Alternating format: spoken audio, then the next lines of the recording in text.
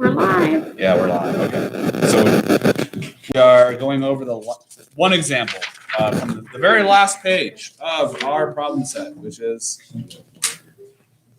Albert and Bob. How's he doing? He's doing great. All of his side hustles are going very well. He's able to invest his earnings. So here's Albert. Albert, he's getting. He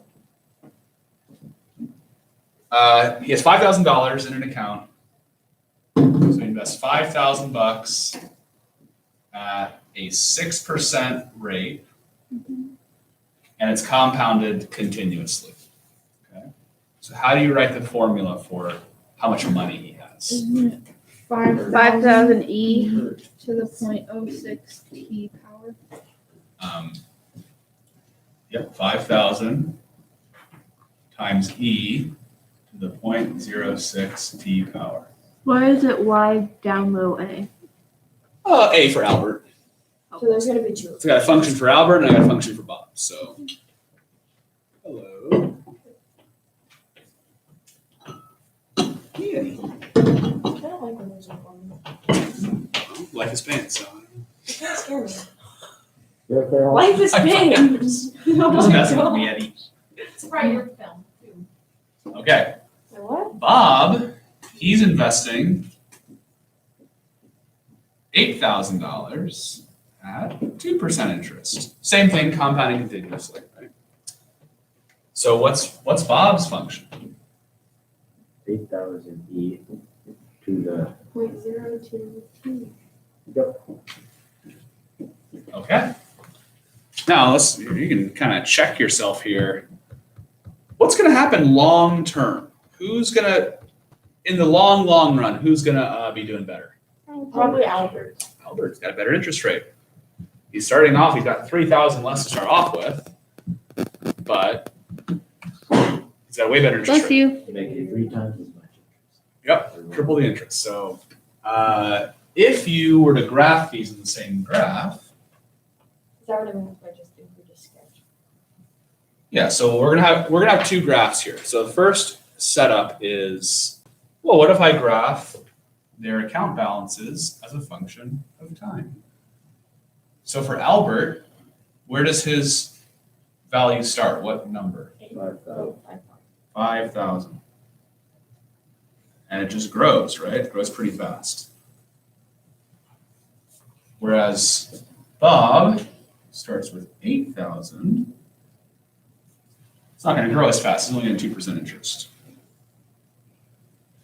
Do we understand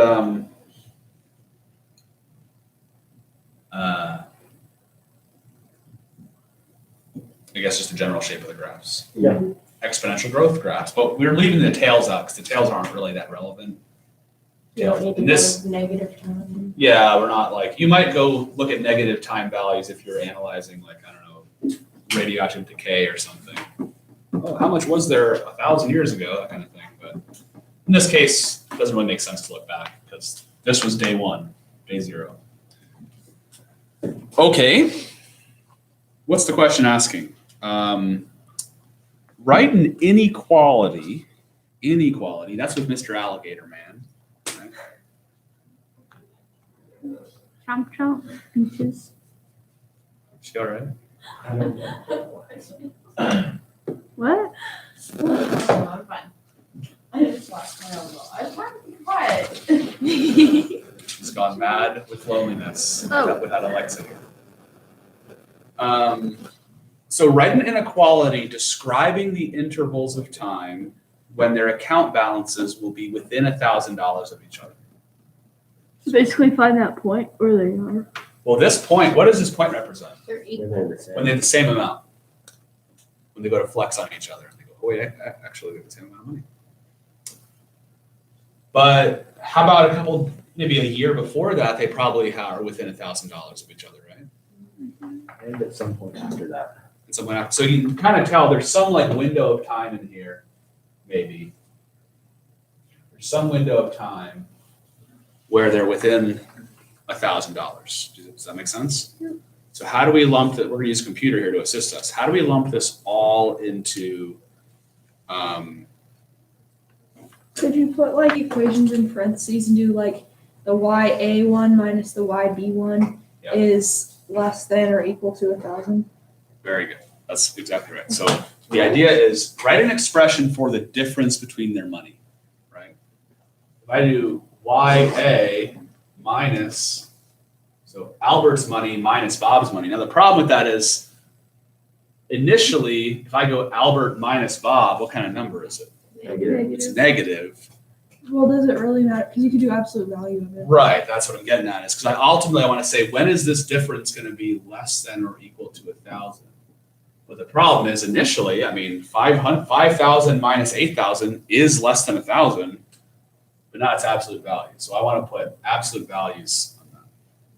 So writing it more thoroughly would be something like, when is, so 5,000 e to the 0.06 t minus 8,000 times e to the 0.02 t is less than or equal to 1,000.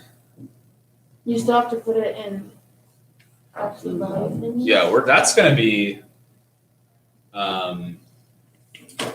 awfully tricky to solve by hand. It's not impossible, I don't think, but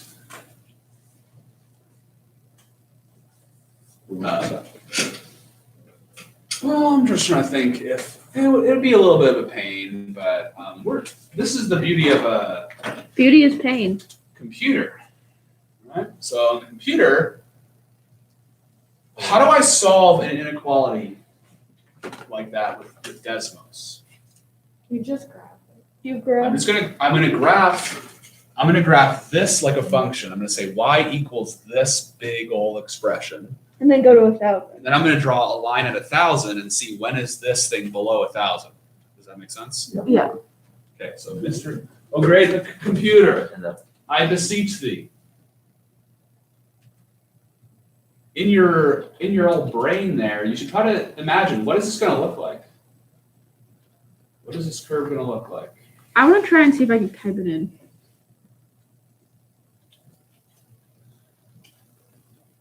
And ask yourself, well, you can't really see it yet. I gotta adjust the scale, right? What the? Well, look at the problem with the scale.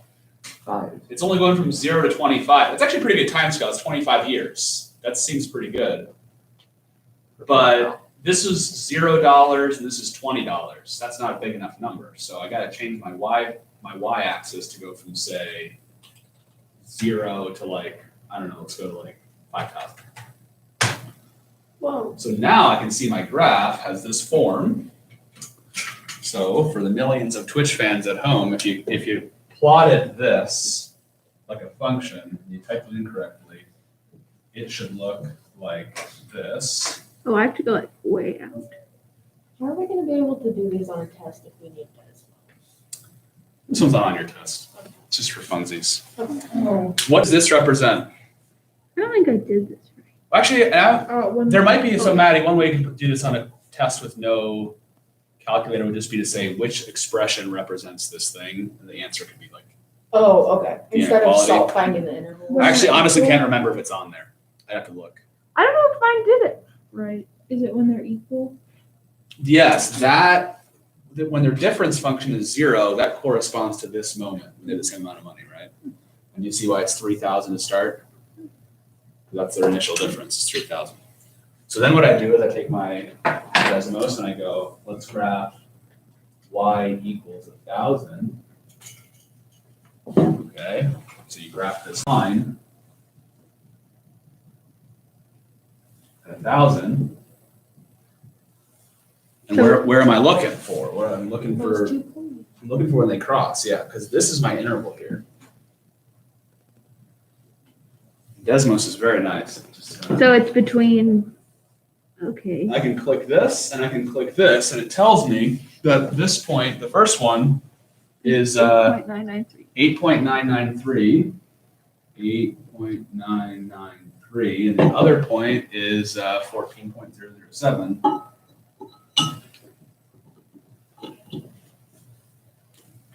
What's interesting is they add up to an integer, So those are or the they years? appear to at least. Maybe that's some extra credit there for you. Those are the years. Yeah, these represent 2 years. So this 8.993 is this value, and the 14 is this value. So your answer to the question is when the time is in between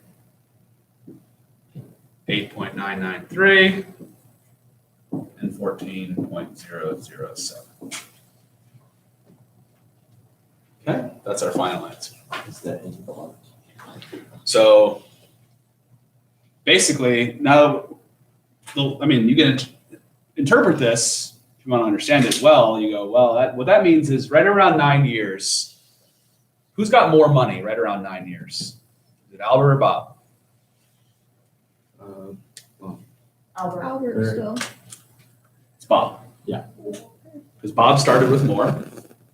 So at But that first, after they cross, that's when Okay. his become less. right, but this moment, this time is when you cross that $1,000 threshold. So at right around 9 years, Bob has $1,000 more than Albert. Then where they cross, if you're curious, what is this point here? At 11.75 years, the computer says, at 11.75 years, they have the same amount of money, right? Mhm. And then at 14 years, Albert has more. that's when Albert has not only more, but $1,000 more. So between those two time moments, between this time and this time, they were within $1,000. Do we understand?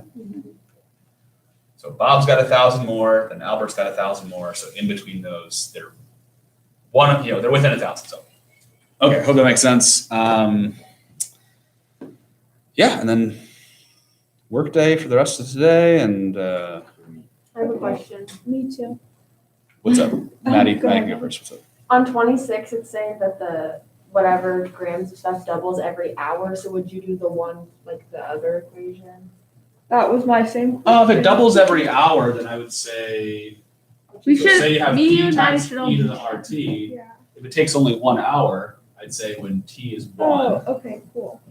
your population is 2p, right? Okay. So those cancel out. And so really you've got 2 equals e to the r. And so your r value is just going to be the natural log of 2. If the one represents 1 hour. Yeah, 1 representing 1 hour. Okay. So you did 2 equals e to the r.